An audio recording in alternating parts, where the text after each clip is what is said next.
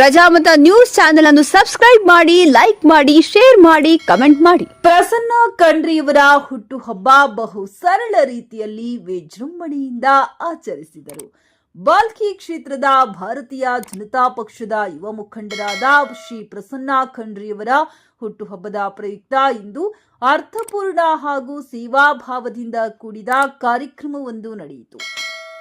ಬಾಲ್ಕಿ ಕ್ಷೇತ್ರದ ಮಾಜಿ ಶಾಸಕರಾದ ಶ್ರೀ ಪ್ರಕಾಶ್ ಖಂಡ್ರೆಯವರ ಸುಪುತ್ರರಾದ ಶ್ರೀ ಪ್ರಸನ್ನ ಖಂಡ್ರೆಯವರು ಬಾಲ್ಕಿ ತಾಲೂಕಿನ ಭಾಗ್ಯನಗರ ಗ್ರಾಮದಲ್ಲಿರುವ ಗೋಶಾಲೆಗೆ ಭೇಟಿ ನೀಡಿ ತಮ್ಮ ಹುಟ್ಟುಹಬ್ಬವನ್ನ ವಿಶಿಷ್ಟವಾಗಿ ಆಚರಿಸಿಕೊಂಡರು. ಭಾಗ್ಯನಗರ ಗ್ರಾಮದಲ್ಲಿ ಕೆಡಿ ಗಣೇಶ್ ಅವರು ಹೊಸದಾಗಿ ನಿರ್ಮಿಸಿರುವ ಗೋಶಾಲೆಗೆ ಭೇಟಿ ನೀಡಿದ ಪ್ರಸನ್ನ ಖಂಡ್ರೆಯವರು ಹಸುಗಳಿಗೆ ಬಾಳೆಹಣ್ಣು ತಿನ್ನಿಸಿ ಗೋಸೇವೆಯ ಮೂಲಕ ತಮ್ಮ ಜನ್ಮದಿನವನ್ನ ಆಚರಿಸಿದರು.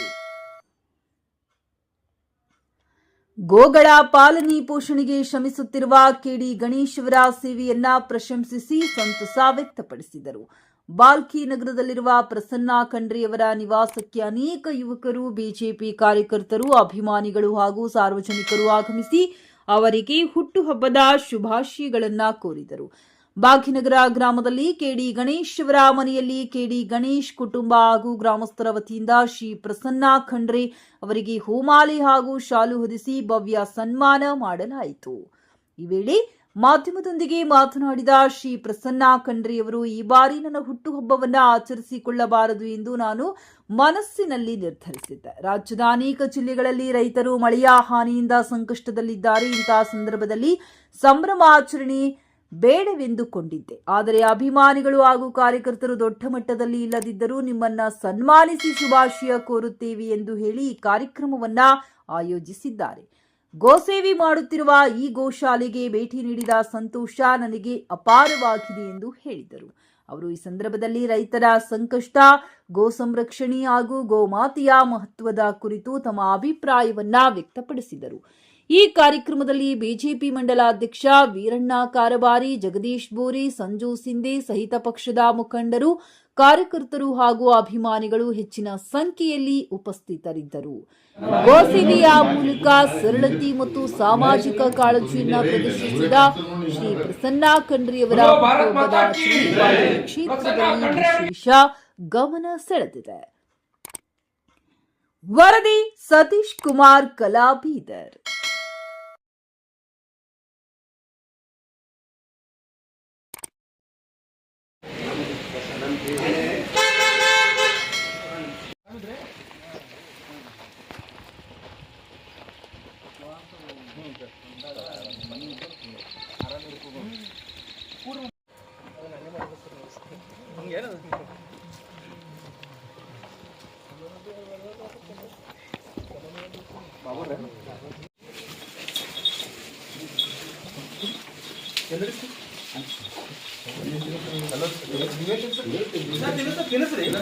ಎಲ್ಲರೂ ಪುಣ್ಯ ಬಿಟ್ಕೊರಿ ನಾ ಬೋಯ್ ಮಾಡ್ಲಿಕ್ಕೆ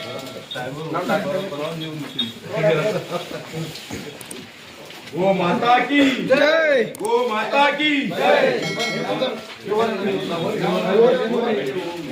ನಿಮ್ದ ಹುಟ್ಟುಹಬ್ಬ ನಿಮಿತ್ತವಾಗಿ ಗೋಶಾಲೆಗೆ ಬಂದಿರಿ. ಆದರೆ ಗೋಶಾಲೆಯಿಂದ ಏನು ಪ್ರೇರಣೆ ಕೊಡ್ಬೇಕಂತ್ರಿ ಜನರಿಗೆ? ಇವಾಗ ಮೊದಲನೇದಾಗಿ ನೀವು ಹೇಳಿದಂಗೆ ನನ್ನ ಹುಟ್ಟುಹಬ್ಬ ಅದ ಇವತ್ತು. ಎಲ್ಲರದು ಪ್ರೀತಿ ವಿಶ್ವಾಸದಿಂದ ಇವತ್ತು ಇಷ್ಟೊಂದು ಜನ ಎಲ್ಲ ಬಂದು ನನಗೆ ಶುಭಾಶಯಗಳು ಹೇಳಿದ್ದಾರೆ. ಮೊದಲನೇದಾಗಿ ಅವ್ರಿಗೆ ಎಲ್ಲರಿಗೆ ನಾನು ಧನ್ಯವಾದ ಹೇಳ್ತೀನಿ. ಅವ್ರ ಪ್ರೀತಿ ವಿಶ್ವಾಸ ಇದೇ ರೀತಿ ನನ್ನ ಮೇಲೆ ಇರಲಿ. ನಾನು ಅವ್ರ ಪ್ರೀತಿ ವಿಶ್ವಾಸ ಈ ಕುಮಾರ್ ಕಡೆಯಿಂದ ಎಷ್ಟು ಆದಷ್ಟು ಸಾಧ್ಯವಾದಷ್ಟು ನಾನು ಕಾಯ್ಕೊಂಡು ಹೋಗೋ ಅಂತ ಒಂದು ಮಾಡ್ತೀನಿ. ಎರಡನೇದಾಗಿ ಇವತ್ತು ಗೋಶಾಲೆಗೆ ಇಲ್ಲಿ ಬಂದೀವಿ ನಾವು. ನಾನು ದೈವ ಭಕ್ತ. ನಾನು ದೇವ್ರದಾಗ ಭಾಳ ವಿಶ್ವಾಸ ಇಕ್ಕಿ ನನ್ನ ಜೀವನ ನಡೆಸ್ತಾ ಇರ್ತೀನಿ. ಯಾರು ಎಷ್ಟು ಅಂತಾರೆ ಅದಕ್ಕೆ ಹೆಚ್ಚಿಗೆ ವಿಶ್ವಾಸ ನಂಗೆ ದೇವ್ರನಾಗ ಅದ. ಅಷ್ಟೇ ವಿಶ್ವಾಸ ನಂಗೆ ಸನಾತನ ಧರ್ಮದಾಗೂ ಭಾಳ ಅದ. ಅದ್ರ ಜೊತೆಯಲ್ಲಿ ಸರ್ವರಿಗೆ ಸಮಬಾಳು ಸಮಪಾಳು ಇದೇನೊಂದು ವಿಚಾರ ಅದ. ಇದಕ್ಕೆ ನಾನು ಭಾಳ ನಂಬ್ಕೊಂಡಿದ್ದೀನಿ. ಬುದ್ಧ, ಬಸವ, ಅಂಬೇಡ್ಕರ್ ಜಿ ಅವರ ತತ್ವ ಸಿದ್ಧಾಂತಗಳಿಗೆ ನನ್ನ ಜೀವನದಾಗ ನಾನು ಅಳವಡಿಸ್ಕೊಂಡಿದ್ದೀನಿ. ಇವತ್ತು ವಿಶೇಷ ಗೋಶಾಲೆಯ ಬಗ್ಗೆ ಹೇಳ್ಬೇಕಂದ್ರೆ, ಗೋ ಕೋಟ್ಯಾಂತರ ದೇವರಿರೋವಂಥ ಯಾವುದಾದ್ರೆ ಒಂದು ಜೀವಿ ಇದೆ ಅಂತಂದ್ರೆ ಅದು ಗೋ ಅಂಥೇಳಿ ನಮ್ಮದು ಇತಿಹಾಸದಲ್ಲಿ ನಮ್ದು ಹಿರಿಯರು, ನಮ್ಮದೆಲ್ಲ ಪೂರ್ವಜರು, ನಮ್ಮದೆಲ್ಲ ಯಾವ್ದ್ಯಾವ್ದು ಏನೇನು ಪುರಾವೆಗಳು ಅವ ನಮ್ಮಲ್ಲಿ, ಅದರಲ್ಲೆಲ್ಲ ಇದು ಸ್ಪಷ್ಟವಾಗಿ ಹೇಳಿದ್ದದ. ಆದರೆ ಇವತ್ತು ಏನಾಗ್ತಾ ಇದೆ, ಗೋಗಳ ಪರಿಸ್ಥಿತಿ ನಾವು ನೋಡ್ತಾ ಇದ್ದೀವಿ. ಗೋಗಳ ಪರಿಸ್ಥಿತಿ ಭಾಳ ಇವತ್ತು ಒಂದು ದುರ್ಲಭ ಕಂಡೀಷನ್ನಲ್ಲಿದೆ. ಇವತ್ತು ವಿಶೇಷ ಭಾಳಷ್ಟು ಏನಪ್ಪ ಅಂದ್ರೆ ಸಿಟೀಸ್ನಾಗ ಅಲ್ಲಿ ಇಲ್ಲಿ ಎಲ್ಲ ಗೋಗ ಆ ಒಂದು ಭಕ್ತಿಯಿಂದ, ಆ ಒಂದು ಶ್ರದ್ಧೆಯಿಂದ ಇವತ್ತು ನೋಡ್ತಾ ಇಲ್ಲ. ಅಂಥದ್ರಾಗ ಇವತ್ತು KD ಗಣೇಶ್ ನಮ್ಮದು ಇಲ್ಲಿ ಇವತ್ತು ಸುಮಾರು ಒಂದು 100 ಹಸುವಿಂದ ಒಂದು ಗೋ ಗಣೇಶ್ ತೆಗಿಬೇಕಂದ್ರೆ, ಒಂದು ಗೋಶಾಲೆ ತೆಗಿಬೇಕಂತೇನೋ ಅವ್ರು ಒಂದು ಉದ್ದೇಶ ಇಟ್ಕೊಂಡಿದ್ದಾರೆ. ಅವರು ಭಾಳ ಒಂದು ಪುಣ್ಯದ ಉದ್ದೇಶವರಿಗೆ ಅದೇ ಹೇಳ್ದು ನಾನು, ಪವಿತ್ರ ಕೆಲಸ ಅದೇ ಇದೊಂದು. ಇವತ್ತು ಹುಟ್ಟಿದ ಹಬ್ಬ ದಿನ ಬಂದು ನನಗೂ ಇವತ್ತು ಎಲ್ಲ ಇಲ್ಲಿರುವಂಥ ಗೋ ದೇವತೆಯ ಆಶೀರ್ವಾದ ತಗೊಳಕ್ಕೆ ಸಿಕ್ತು. ಒಂದು ಅವರ ಆಶೀರ್ವಾದದಿಂದ ಎಲ್ಲರ ಜೀವನದಾಗ ಎಂದಪ್ಪ ಬೆಳಕು ಬಾಗಲಿ ಅಂಥೇಳಿ ನಾನು ಬಯಸ್ತೀನಿ. ಮತ್ತು ನಾವೆಲ್ಲರೂ ಇಲ್ಲಿ ವಿಶೇಷ ಇಲ್ಲೆಲ್ಲ ನಾವು ಏನಿಷ್ಟು ಯುವಕರೆಲ್ಲ ಇವತ್ತು ಸೇರ್ತಾ ಇದ್ದೀವಿ, ನಾವೆಲ್ಲ ನಮ್ಮದು ಇತಿಹಾಸ ನೆನಪಿಡಬೇಕು, ನಮ್ಮದೆಲ್ಲ ಸಂಸ್ಕಾರಗಳು ನೆನಪಿಡಬೇಕು, ನಮ್ಮ ಸಂಸ್ಕೃತಿ ನೆನಪಿಡಬೇಕು. ಅದರಲ್ಲಿ ವಿಶೇಷ ಒಂದು ಗೋ ಸೇವಾ ಒಂದು ಭಾಳ ದೊಡ್ಡದೊಂದು ವಿಶೇಷ ಪುಣ್ಯವಂತ ಒಂದು ಪವಿತ್ರವಾದಂಥ ಸಂಸ್ಕಾರ ಇದೆ ನಾನು ಹೇಳಕ್ಕೆ ಬಯಸ್ತೀನಿ. ನಿಮ್ಮ ಕಾರ್ಯಕರ್ತರಿಗೆ ಏನು ಸೂಚನೆ ಕೊಡ್ತೀರಾ ಸರ್? ಯಾವುದ್ರ ಬಗ್ಗೆದಲ್ಲಿ? ನಿಮ್ಮ ಹುಟ್ಟುಹಬ್ಬ ನಿಮಿತ್ತ ಏನು ಹೇಳ್ತೀರಾ ಅಂತ.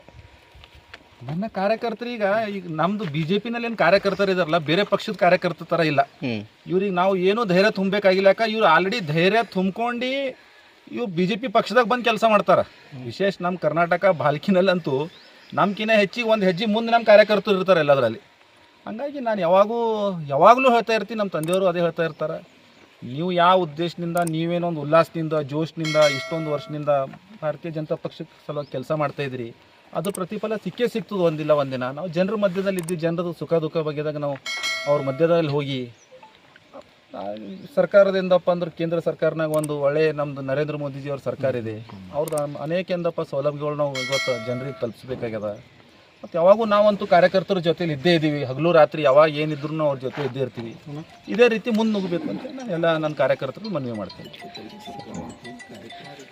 ವಿಶೇಷ ಭಾಲ್ಕಿ ಕಾರ್ಯಕರ್ತರು, ಭಾರತೀಯ ಜನತಾ ಪಾರ್ಟಿ ಕಾರ್ಯಕರ್ತರ ಬಗ್ಗೆದಲ್ಲಂತೂ ಎಷ್ಟು ಹೊಗಳೂರ್ನು, ಎಷ್ಟು ಅವ್ರ ಬಗ್ಗೆದಾಗ ನಾವು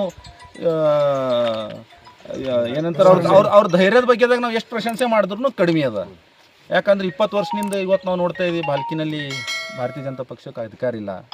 ಅಂಥದ್ರಾಗೂ ನಮ್ದು ಒಂದು ಪಕ್ಷ ಬಲಿಷ್ಠವಾಗಿ ಬೆಳೀತಾ ಇದೆ, ಬಲಿಷ್ಠವಾಗಿದೆ. ಇದೆಲ್ಲ ಕಾರ್ಯಕರ್ತರು ಶ್ರಮದಿಂದ ಇದೆ ಅಂತ ನಾನು ಹೇಳಕ್ಕೆ ಬಯಸ್ತೀನಿ. ಸರ್, ನಿಮ್ಮ ಕಾರ್ಯಕರ್ತರ ಯುವಕರಲ್ಲಿ ಏನು ಇವತ್ತು ನಾಳೆ ತಮ್ಮ ಪ್ರತಿ ವರ್ಷದಂತೆ ಏನು ಹುಟ್ಟುಹಬ್ಬ ಆಚರಿಸ್ತಾರೆ, ತಮ್ಮ ಈ ಭಾಲ್ಕಿ ತಾಲೂಕಿನ BJPಯ ಯುವ ಘಟಕದಾಗಲಿ ಅಥವಾ ಇನ್ನೂ ಅನೇಕ ಸಂಘಟನೆ ಯುವಕರು ಏನಂತಾರೆ, ಯುವ ಮುಖಂಡರು ಏನಪ್ಪ ಅಂದ್ರೆ ಪ್ರಸನ್ನ ಖಂಡ್ರೆ ಅವರು ಈ ಒಂದು ಚುನಾವಣೆಯಲ್ಲಿ ಸ್ಪರ್ಧಿಸ್ಬೇಕಂತ ಭಾಳಷ್ಟು ಎಲ್ಲರದ್ದು ಆಸೆ ಇದೆ ಸರ್. ಇದ್ರ ಬಗ್ಗೆ ತಮ್ಮದೇನು ಅಭಿಪ್ರಾಯ ಸರ್? ಯಾಕೆ ನಿಮ್ಮ ತಂದೆಯವರು ಅಂತೂ ಎಲ್ಲದ್ರಾಗ ಅವರು ಮುಂಚೂಣಿಯಲ್ಲಿ ಇರ್ತಾರೆ ಸರ್. ಮಳೆ ಬಂತು, ಎಲ್ಲ ಬಂತು, ಅವ್ರು ಎಲ್ಲ ತಲೆ ವಿಸಿಟ್ ಕೊಟ್ಟಾರೆ. ಆದರೆ ನಮ್ಮ ಯುವ ಘಟಕದಾಗ ನಮ್ಮ ಪ್ರಸನ್ನ ಖಂಡ್ರೆ ಅವ್ರು ಬಂದರು ಭಾಳಷ್ಟು ನಮಗೆ ಒಂದು ಆನೆ ಬಲ ಬರ್ತಂತ ಹೇಳ್ತಾರೆ ಸರ್. ತಮ್ಮದು ವಿಚಾರ ಏನು ಸರ್? ಈಗ ಇದ್ರ ಬಗ್ಗೆದಲ್ಲಿ ನಾನು ಸ್ಪಷ್ಟವಾಗಿ ಹೇಳಕ್ಕೆ ಬಯಸ್ತೀನಿ, ಭಾರತೀಯ ಜನತಾ ಪಾರ್ಟಿ ಒಂದು ಶಿಸ್ತಿನ ಪಕ್ಷ ಇದೆ. ಕೋಟಿಗಟ್ಟಲೆ ಕಾರ್ಯಕರ್ತರಿದ್ದಾರೆ. ಅದೇ ರೀತಿ ಭಾಲ್ಕಿನಲ್ಲೂ ಭಾಳಷ್ಟು ಕಾರ್ಯಕರ್ತರು ಭಾಳಷ್ಟು ವರ್ಷದಿಂದ ದುಡಿತಾ ಇದ್ದಾರೆ. ನಮ್ಮ ತಂದೆಯವರು ಮಾಜಿ ಶಾಸಕರು ಪ್ರಕಾಶ್ ಖಂಡ್ರೆ ಅವರು 2023 ಚುನಾವಣೆಯಲ್ಲಿ ಸೋತಿದ್ದಾರೆ. ಅದಾದಮೇಲೆ ಭಾಲ್ಕಿ BJP ಮಂಡಲದವರು ಏನಪ್ಪ ಅಂದ್ರೆ ಕ್ಷೇತ್ರ ನಾಯಕ ಆಗಿದ್ದಾರೆ. ಹಾಗಾಗಿ ಅವ್ರ ಜವಾಬ್ದಾರಿ ನಮ್ಮೆಲ್ಲ ಮುಖಂಡರ ಜೊತೆಯಲ್ಲಿ ಸೇರ್ಕೊಂಡು ಭಾಲ್ಕಿ ತಾಲೂಕಿನಾಗ ಏನೇ ಕಷ್ಟ ಸುಖಗಳಿದ್ದರೂ ಅವ್ರ ಜವಾಬ್ದಾರಿಯುತವಾಗಿ ಅವ್ರ ಜವಾಬ್ದಾರಿ ನಿಭಾಯಿಸ್ತಾ ಇದ್ದಾರೆ. ಈಗ ನನ್ನ ಬಗ್ಗೆದಲ್ಲಿ ಹೇಳಬೇಕಂದ್ರೆ, ನಾನು ಇವಾಗೇ ಹೇಳಿದೆ, ನಾನು ಹುಟ್ಟುಹಬ್ಬ ದಿನ ಇಷ್ಟೊಂದು ಜನ ನನಗೆ ಪ್ರೀತಿ ವಿಶ್ವಾಸದಿಂದ ನನಗೆ ಬಂದು ಇವತ್ತು ಶುಭಾಶಯ ಹಾರಿಸ್ತಾರೆ. ಯಾಕೆ ಇವತ್ತು ನಂದು ಪರಿಚಯ ಏನದ, ಪ್ರಕಾಶ್ ಖಂಡ್ರೆ ಅವ್ರ ಮಗ ಅಷ್ಟೇ ನನ್ನ ಪರಿಚಯ. ಆದ್ರೂ ಕೂಡ ಇಷ್ಟೊಂದು ವಿಶ್ವಾಸದಿಂದ, ಇಷ್ಟೊಂದು ಪ್ರೀತಿಯಿಂದ ಬಂದು ನನಗೆಲ್ಲ ಇವಾಗ ಹಾರೈಸ್ತಾರೆ ಅಂದ್ರೆ ನಾನು ಅದೇ ಹೇಳ್ತೀನಿಲ್ಲ, ಇವ್ರದ್ದೆಲ್ಲ ಪ್ರೀತಿ ವಿಶ್ವಾಸ ನಾನು ಇಟ್ಕೋಬೇಕಂತೇಳಿ ನಾನು ಏನೇನು ಶ್ರಮ ಪಡಬೇಕು ಜೀವನದಾಗ ಅಷ್ಟೆಲ್ಲ ನಾನು ಶ್ರಮ ಪಡಿತೀನಿ. ಮುಂದಿನ ದಿನದಾಗ ಪಕ್ಷ ಇದೆ, 2028 ಚುನಾವಣೆ ಇದೆ. ಆವಾಗ ನಾನು ಪ್ರಕಾಶ್ ಖಂಡ್ರೆ ಮಗ ಎಂಬ ಒಂದೇ ಒಂದು ಕಾರಣಕ್ಕೆ ನಾನು ಚುನಾವಣೆ ನಿಲ್ತೀನಿ ಎಂಬುದು ತಪ್ಪು. ಪಕ್ಷ ಏನು ನಿರ್ಣಯ ತೊಗೋತದ, ಏನು ನಿರ್ಧಾರ ತೊಗೋತದ, ಅದ್ರ ತಕ್ಕಂಗೆ ಯಾರಿಗ್ಯಾಕೆ ಸಿಗಲ್ಲ, ಏನಕ್ಕೆ ಇರಲ್ಲ, ಪಕ್ಷ ಏನು ಕರೆಕ್ಟಾಗಿ ನಿರ್ಧಾರ ತೊಗೋತದ. ಆದ್ರೆ ಅದಕ್ಕಿಂತ ಮುಂಚೆ ವಿಶೇಷ ಏನದ, ಈಗ ಏಪ್ರಿಲ್ನಾಗ ಕಾರ್ಯಕರ್ತರು ಚುನಾವಣೆ ಅದ. ಬರೀ ನಾವು ಮುಖಂಡರು ನಮ್ಮದು ನಾವೇ MLA ಆಗಬೇಕು, ನಾವೇ MP ಆಗಬೇಕು, ನಾವೇ ಎಲ್ಲ ಅಧಿಕಾರ ಅನುಭವಿಸ್ಬೇಕು, ಇದು ವಿಚಾರ ನಾವು ಇಕ್ಕೋಬಾರ್ದು ನನಗೆ ಅನ್ನಿಸ್ತದೆ. ನಾನು ಅಂತ ಏನು ಬೆಳೆದಿನಂಥ ನಾಯಕ ಇಲ್ಲ, ಆದರೂ ನಂದು ವಿಚಾರ ನಾನು ಹೇಳ್ತಾ ಇದ್ದೀನಿ. ಈಗ ಏಪ್ರಿಲ್ನಲ್ಲಿ ಇದೆ, ಇವಾಗ ನಮ್ಮದೆಲ್ಲ ಕಾರ್ಯಕರ್ತರು ಚುನಾವಣೆ ಇದೆ. ಆ ಚುನಾವಣೆಯಲ್ಲಿ ನಾವೆಲ್ಲ ನಾಯಕರು ಏನಪ್ಪ ಅಂದ್ರೆ ಟಂಕು ಗಟ್ಟಿ ಕಟ್ಕೊಂಡು TP ZP ಮುನ್ಸಿಪಾಲ್ಟಿ ನಗರಸಭೆ ಏನೇನು ಎಲ್ಲ ಚುನಾವಣೆ ಇದಾವೆ ಈಗ ಗ್ರಾಮ ಪಂಚಾಯತು ಇವೆಲ್ಲ ಚುನಾವಣೆಯಲ್ಲಿ ನಮ್ಮ ಕಾರ್ಯಕರ್ತರಿಗೆ ಹೆಚ್ಚಿನ ಮಟ್ಟದಲ್ಲಿ ಗೆಲ್ಲಿಸ್ಕೊಂಡು ಬರೋ ಕಡೆಯಿಂದ ಪ್ರಾಮಾಣಿಕವಾಗಿ ತನು ಮನ ಧನದಿಂದ ಏನೇನು ಪ್ರಯತ್ನ ಪಡಬೇಕಾಗ್ಯದ ಮೊದಲು ನಮ್ಮ ಆದ್ಯತೆ ಇವಾಗ ಏಪ್ರಿಲ್ ಬರ್ತಾ ಇರುವಂಥ ಕಾರ್ಯಕರ್ತರು ಚುನಾವಣೆ 28ರಲ್ಲಿ ಅವಾಗ ಏನು ನಿರ್ಧಾರ ಆಯ್ತದು ಏನಾಗ್ತದೋ ಅವಾಗ ಪಕ್ಷದ ನಿರ್ಧಾರ ಪ್ರಕಾರ ನಾವು ನೋಡ್ಕೊಂಡು ಹೋಗೋದು ಅಷ್ಟೇ ನಮ್ಮ ಕೆಲಸ ಅದು. ಧನ್ಯವಾದ. ಪ್ರಜಾಮತ ನ್ಯೂಸ್ ಪತ್ರಿಕೆ ಹಾಗೂ ವೆಬ್ಸೈಟ್ ಹಿಂದಿ ಭಾಷೆಯಲ್ಲಿ ಪ್ರಕಟವಾಗುವ ಭಾರತದ ಪ್ರಮುಖ ಸಂಸ್ಥೆಗಳಲ್ಲಿ ಒಂದಾಗಿದೆ. ಮೊಬೈಲ್ ಮತ್ತು ಡಿಜಿಟಲ್ ಪ್ರಕಾಶನದಲ್ಲಿ ನಾಯಕರಾಗಿ ನಾವು ವಿಭಾಗಗಳಾದ್ಯಂತ ವಿಷಯವನ್ನು ಪ್ರಕಟಿಸುತ್ತೇವೆ ಮತ್ತು ಸುದ್ದಿ, ಜ್ಯೋತಿಷ್ಯ, ಆಧ್ಯಾತ್ಮಿಕ, ಧಾರ್ಮಿಕ ಮತ್ತು ಮನರಂಜನಾ ವಿಷಯಗಳಲ್ಲಿ ನಾಯಕರಾಗಿದ್ದೇವೆ. ಕೇವಲ ರಾಜಕೀಯ ಕಾರವಾದ ಮಾಹಿತಿ ನೀಡುವುದಷ್ಟೇ ಅಲ್ಲ, ಅವರಲ್ಲಿ ವೈಜ್ಞಾನಿಕ ಆಸಕ್ತಿಯನ್ನು ಹೆಚ್ಚಿಸುವ ರೀತಿಯಲ್ಲಿ ಸುದ್ದಿಗಳನ್ನು ಸಮಾಜದ ಮುಂದೆ ಇಡುವುದು ನಮ್ಮ ಉದ್ದೇಶ. ನಾವು ಸಮಾಜಕ್ಕೆ ಅಂತ ಮಾಹಿತಿಯನ್ನು ನೀಡಲು ಬಯಸುತ್ತೇವೆ. ಅದು ಅವುಗಳನ್ನು ಗಂಭೀರವಾಗಿ ಪರಿಗಣಿಸಬೇಕು, ನವೀಕರಿಸಲು ಮಾತ್ರವಲ್ಲ, ಸರಳವಾದ ಆದರೆ ಗಂಭೀರವಾದ ಪದಗಳಲ್ಲಿ ಸಾರ್ವಜನಿಕರ ಅನುಕೂಲಕ್ಕಾಗಿ ಸಾರ್ವಜನಿಕರ ಸುದ್ದಿಗಳನ್ನು ಸಾರ್ವಜನಿಕರಿಗೆ ತಲುಪಿಸಬೇಕು ಎಂಬುದು ನಮ್ಮ ಪ್ರಯತ್ನವಾಗಿದೆ.